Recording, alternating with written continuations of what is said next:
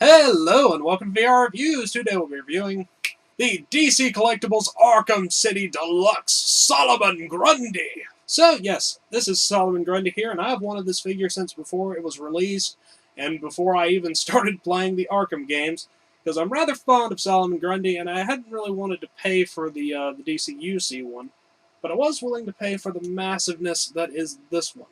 I have actually gotten around to playing the Arkham games, but I haven't gotten to the part where Solomon Grundy's in it yet. I assume that's the part where Batman dies fighting Solomon Grundy, and the game becomes Solomon Grundy Arkham City, and you go around and you fight people as Solomon Grundy. I could be wrong, though. Anyway, this figure is just brilliant on all appearance-related levels, and its articulation is not terrible for something of this size and that is made by DC Collectibles. So let's go ahead and zoom in for the articulation, skull paint details, all those sorts of things. Alright, starting off with a quick size comparison. Here you can see Solomon Grundy, and here is a 3 3/4 inch Marvel Universe Wolverine, and the standard size for the Arkham series of figures, because it's Batman. And as you can tell, Solomon Grundy is massive. He is supposed to be around 15 inches tall, which sounds about right. As you can see, he is really, really big. He's really, really big. And I approve of this. This is just a really, really cool figure. I love things that tower over other things. Something that makes me smile. Now let's get the other two out of here and just look at Solomon Grundy. Alright, moving on to our 360 spin. I will probably zoom in closer on some other details, but this is a nice overall look. He's got sort of a dark denim color to most of his clothing. It's got, like, really good texturing. That's something that you really get from big figures, is you can really put good texture in there. Looks just like cloth. It's frayed around the edges of the shoulders and things like that. He doesn't have any sort of shirt underneath it, so he's just got his big sort of chest piece there that's got stitching and stuff on it. That actually comes off. We can look at that later. He does have various blue veins and stitching or stapling all over his body, that sort of Frankenstein kind of look. He has big chains on his wrists.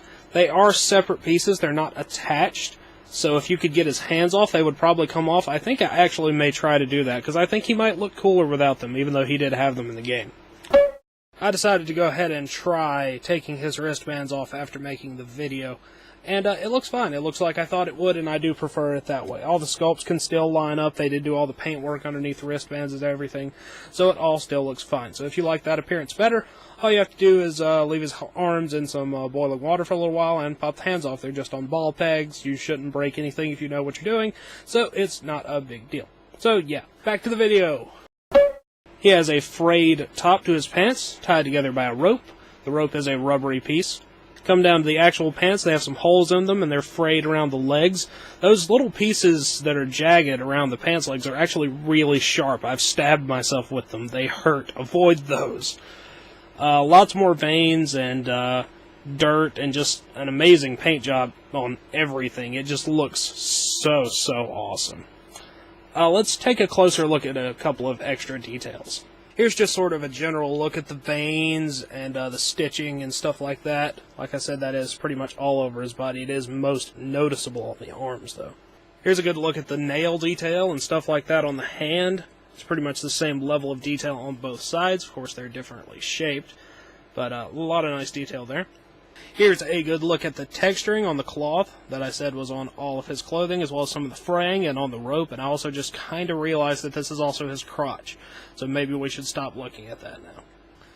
And here's a look at the feet. I know some of you guys are into that sort of thing. Very nice detail, nail detail. It's all very similar to the way the hands are done, but just foot-shaped instead.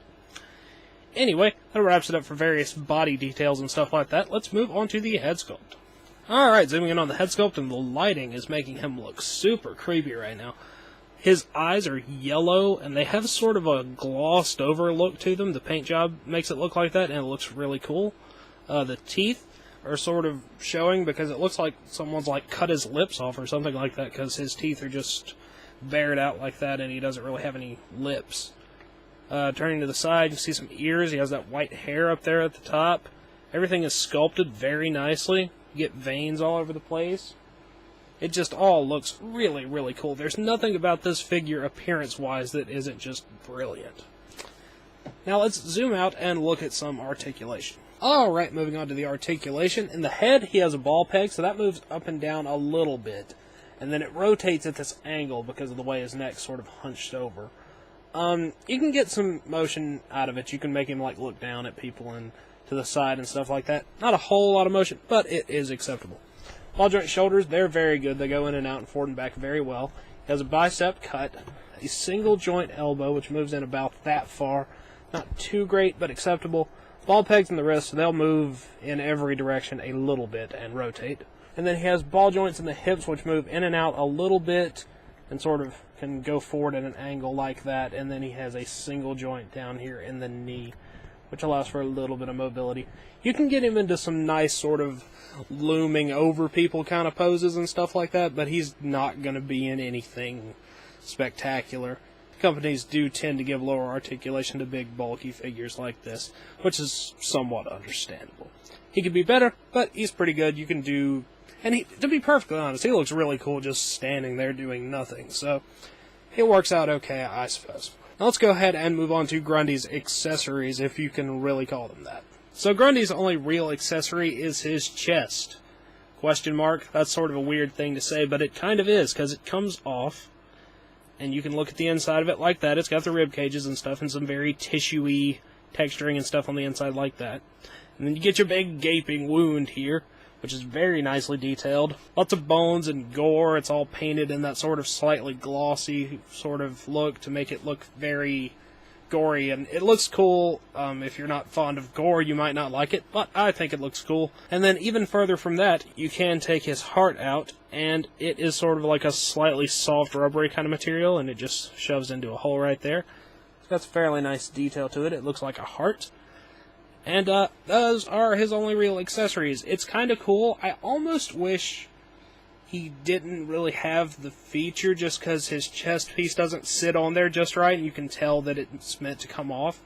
But it works out okay, and it's a nice feature if you want him to have a big gaping hole in his chest. So that about wraps it up for all of his accessories, so let's move on to the packaging. Being a massive figure, Solomon Grundy comes in a appropriately massive box. Big diagonal window here, so you can see the figure. DC Collectibles, Batman Arkham Deluxe figure, Solomon Grundy. You get pictures of the figure on that side, and a big picture of his open chest on that side.